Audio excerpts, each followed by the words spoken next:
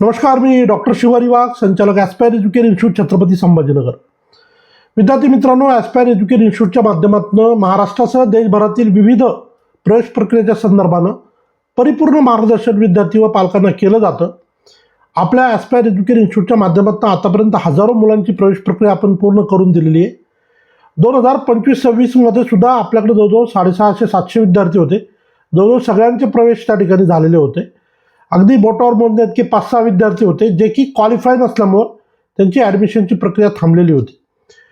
आपलं aspire education institute नावाचं जे यूट्यूब चॅनल आहे, महाराष्ट्रभरामध्ये हे पाहिलं जातं आणि आपण अगदी व्यवस्थित आणि मुद्देसूद माहिती देत असल्यामुळं अनेक लोकांचा, पालकांचा विश्वास आमच्यावर असतो. त्यामुळं बऱ्याचदा व्हिडिओ बनवताना काळजीपूर्वक आपण ते बनवतो. कुठेही व्हिडिओजला खूप व्ह्यूज यावेत म्हणून अवास्तव माहिती किंवा चुकीची माहिती आपण देत नाही. परंतु आता गेल्या 8 वर्षापासून आपण या क्षेत्रात काम करत असल्यामुळं अनेक वेगवेगळ्या माध्यमातून बऱ्यापैकी ऑथेंटिक माहिती मिळते आणि त्या माहितीला आधार घेऊन आपण काही व्हिडिओ या संदर्भात पोस्ट करत असतो. काही ऑफिशियल गाईडलाईन आल्या त्या तर सगळ्यांसाठीच लागू असतात, ज्या की आपल्याला उपलब्ध असतात. पण काही केसमध्ये काही ऑफिशियली इन्फॉर्मेशन येत नसते, पण काही रिसोर्सेसच्या माध्यमातून आपल्या जी काय माहिती आहे ती आपण पालकांसाठी, विद्यार्थ्यांसाठी, त्यांच्या सोयीसाठी शेअर करत असतो. तर त्याच संदर्भातला एक विषय यावर्षी होता, जो म्हणजे कट ऑफ रिड्यूस होईल आणि जे क्वालिफाय नसलेले विद्यार्थी आहेत त्यांनाही ॲडमिशनची संधी मिळेल. आता यावर्षी 2025-26च्या प्रवेश प्रक्रियेमध्ये पहिल्यांदा असं झालं की 6 नोव्हेंबरलाच एक नोटीस आली होती होमिओपॅथी काउन्सिलच्या वतीनं कट ऑफ रिड्यूस करण्याच्या संदर्भामध्ये. आणि अपेक्षित असं होतं की पुढच्या 2-4 दिवसामध्ये कट ऑफ रिड्यूस होईल आणि जे क्वालिफाय नसलेले विद्यार्थी आहेत त्यांनाही प्रवेशाची संधी त्या ठिकाणी उपलब्ध होईल. अर्थात सीट्स सगळीकडे उपलब्ध होत्या. महाराष्ट्रामध्ये होत्या, अदर स्टेटमध्ये म्हटलं तर कर्नाटकात होत्या, MP-मध्ये होत्या, UP-मध्ये होत्या, पंजाबमध्ये होत्या. आणि जे मुलं ऑलरेडी रिपीटर्स आहेत परंतु पेपर कठीण असल्यामुळं जे क्वालिफाय होऊ शकले नाही, कट ऑफ रिड्यूस झाल्यानंतर ॲडमिशनची संधी मिळेल या संदर्भानं वाट पाहणारे अनेक विद्यार्थी होते.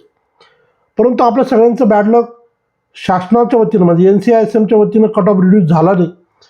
आणि मग जागा रिक्त असल्यामुळं काही कॉलेजेसवाले याच्या संदर्भामध्ये कट ऑफ रिड्यूस व्हावा म्हणून सुप्रीम कोर्टामध्ये त्या ठिकाणी गेलेले होते. या दरम्यानच्या काळामध्ये जे काय 2-3 हिअरिंग झाल्या, तर या सगळ्या हिअरिंगचा जो मॉरल ऑफ द स्टोरी म्हणूया आपण, तर ती अशी आहे की कोर्टाने सांगितलं तुम्ही तो निर्णय घ्या, आम्ही कट ऑफ रिड्यूस करा म्हणून किंवा करू नका म्हणून गाईडलाईन त्या ठिकाणी देणार नाही. अर्थात NCISMने ऑलरेडीच कट ऑफ कमी केलेला नव्हता. त्याने जर कट ऑफ कमी केला असता तर कॉलेजवाले कोर्टात जाण्याचं काही रिझन नव्हतं. तर त्यामुळे NCISMनं पहिलेही कट ऑफ कमी करण्याच्या संदर्भात भूमिका घेतली नाही आणि नंतरही आता ती घेतील अशी परिस्थिती वाटत नाही. त्यामुळे आतापर्यंत प्रवेशासाठी वाट पाहणारे, कट ऑफ रिड्यूस झाल्यानंतर कुठेतरी आपल्याला संधी मिळेल अशा पद्धतीने जे विद्यार्थी होते, अशा सगळ्या विद्यार्थ्यांना मी प्रामाणिकपणे सांगतो की तुम्ही अभ्यास चालू ठेवा. या पुढच्या 2-4 दिवसात काही संधी उपलब्ध झाली तर ॲडमिशन घेणं सोपं आहे. परंतु ऑलरेडी इतकं डिले झालेलं आहे. आता याच्यात दुर्दैवानं ज्यांनी आतापर्यंत अभ्यासाला हातच लावला नाही त्यांचं फार नुकसान होतं, कारण ते वाट पाहून होते की कट ऑफ रिड्यूस होईल. त्याचं कारणही असं होतं, 2013ला पहिल्यांदा म्हणजे जवळजवळ 13पासून नीट परीक्षा लागू झाली, 13-14पासून. आणि दरवर्षी विशेषतः आयुषच्या संदर्भाने कट ऑफ रिड्यूस होत गेलेला आहे, दरवर्षी झालेला आहे. फक्त हे वर्ष त्याला त्या ठिकाणी अपवाद ठरते आणि त्यामुळं अनेक मुलांचं ॲडमिशनचं स्वप्न त्या ठिकाणी जे तर पूर्ण होताना आपल्याला पाहायला मिळत नाही. यामुळं जे विद्यार्थी अजूनही प्रतीक्षेत आहेत त्या सगळ्यांना मी सांगतो की तुम्ही अभ्यास चालू ठेवा. बरेचसे मुलं ऑलरेडी अभ्यासाला लागलेले आहेत, जरी कट ऑफ कमी होण्याची वाट पाहत होते, परंतु काहींनी मग क्लासेस लावून, काहींनी सेल्फ स्टडीच्या माध्यमातून, काहींनी ऑनलाईनच्या माध्यमातून आपला अभ्यास सुरू केलेला आहे. पण तरी जे कोणी अजून राहिले असतील, उरले सुरले, अशा मुलांना पण मी सांगतो की तुम्ही अभ्यास सुरू करा. या 2026च्या परीक्षेमध्ये किमान आपण पात्र होऊ त्या संदर्भानं आपली तयारी व्यवस्थित पूर्ण करा. यावर्षी पण तुम्ही पैसे भरून ॲडमिशन घ्यायला तयार होते, फक्त क्वालिफाय नसल्यामुळे घेता नाही आलं, तर पुढच्या वर्षी किमान 200+ मार्काचं टार्गेट तुम्ही अजूनही ठेवू शकता. एकाच विषयाला फोकस करा, बायोला, बॉटनी, झुलॉजी, काही अंशी केमिस्ट्रीला फोकस करा. फिजिक्स सोडून द्या. परीक्षेमध्ये फिजिक्स सुरुवातीला असेल त्याला स्किप करा. ज्या विषयात आपण 50 प्रश्न व्यवस्थित सोडू शकतो, 40-50 प्रश्न काळजीपूर्वक सोडू शकतो, विदाऊट मिस्टेक सोडू शकतो, ते टार्गेट तुम्ही इथून पुढे ठेवून तयारीला लागा. या दरम्यानच्या काळामध्ये तुम्हाला काही सराव परीक्षा काही ठिकाणी जॉईन करता येतील, काही ऑनलाईन टेस्ट घेता येईल. परीक्षेची प्रॅक्टिस तुम्ही मात्र जरूर करा. हालाकी अजूनही नीटचे फॉर्म आलेले नाही आहेत, परंतु मोस्ट प्रॉब्ली पुढच्या 2-3 दिवसात नीटचे पण फॉर्म येतील. परंतु जे अजूनही ॲडमिशनची आशा बाळगणारे विद्यार्थी आहेत त्यांना मी परत एकदा सांगतो, कट ऑफ कमी होईल अशी आशा आता वाटत नाही. जे कॉलेजने अजून जागा भरल्या नाही की नाही कट ऑफ रिड्यूस झाल्यानंतर आपण या जागा खूप चांगल्या पैशाने घेऊन ठेवलेल्या सीट्स होत्या, त्यांनी क्वालिफाय कॅन्डिडेट मिळत असताना सुद्धा त्यांना ॲडमिशन दिले नाही अशी पण कॉलेजेस आहेत. कारण नॉन क्वालिफाय मुलांकडनं त्यांना 2 पैसे जास्त मिळत होते. तर त्यांचा विश्वास होता तो आपण वारंवार पालकांना विद्यार्थ्यांना त्या ठिकाणी शेअर करत गेलो. कारण ऑफिशियल जे काय पोर्टल असतात ज्याच्यामध्ये AA-CCC असेल, NCISM असेल किंवा महाराष्ट्र स्टेटचं CET सेल असेल किंवा इतर राज्याच्या ऑफिशियल वेबसाईट असेल, या ठिकाणी ऑफिशियली याबद्दलची कुठलीही माहिती प्राप्त होत नव्हती.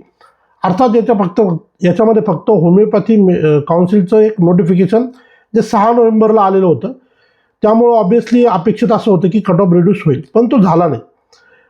अजूनही होऊ शकतं का, तर याबद्दल परत एकदा तीच साशंकता आहे. त्यामुळं आता फार वाट न पाहता आपण अभ्यासाला सुरुवात करावी. आणि मी जसं व्हिडिओमध्ये उल्लेख केला की आपण ऑनलाईन पद्धतीनं किंवा ऑफलाईन पद्धतीनं टेस्ट सिरीज वगैरे जॉईन करून आपला जर ऑलरेडी सेल्फ स्टडी चालू होता तर सराव परीक्षा आपण नक्की द्या, जेणेकरून तुम्हाला चांगली प्रॅक्टिस त्या ठिकाणी होईल. याशिवाय जे ते इतरही काही फॉर्म सुरू झालेले आहेत आपण भरले पाहिजे. त्यामध्ये महाराष्ट्र CET सेलच्या वतीनं PCM CET आणि PCB CETची अर्ज प्रक्रिया ऑलरेडी सुरू झाली आहे. तेही फॉर्म तुम्ही नक्की भरा. ऑफिशियली 12 फेब्रुवारी लास्ट डेट आहे. डेट वाढू शकते, परंतु अंतिम तारखेची वाट न पाहता ते परीक्षेचे फॉर्म तुम्ही त्या ठिकाणी भरू शकता. BSc नर्सिंगचे फॉर्मसुद्धा महाराष्ट्र CET सेलच्या पोर्टलवर सुरू झाले. बऱ्याचशा मुलांना नर्सिंग करायचं असतं, परंतु त्यांनी नर्सिंग CET दिलेली नसते, तर त्यांचं नुकसान होतं. तर महाराष्ट्र CETची MH नर्सिंग CET आपण नक्की द्या, जेणेकरून भविष्यात जर तुम्हाला BSc नर्सिंगला प्रवेश घ्यायचा असेल तर त्यासाठी महाराष्ट्रामध्ये MH नर्सिंग CET दिलेली पाहिजे असते. त्यामुळे तो एक फॉर्म तुम्ही नक्की भरा. याशिवाय इतर अनेक काही अपडेट्स असतील जे वेगवेगळ्या व्हिडिओच्या माध्यमातून मी तुम्हाला शेअर करेल. तुर्तास कट ऑफ कमी होण्याची वाट न पाहता आता आपण अभ्यासाला सुरुवात करावी असं या व्हिडिओच्या शेवटी सांगतो आणि या ठिकाणी थांबतो. धन्यवाद.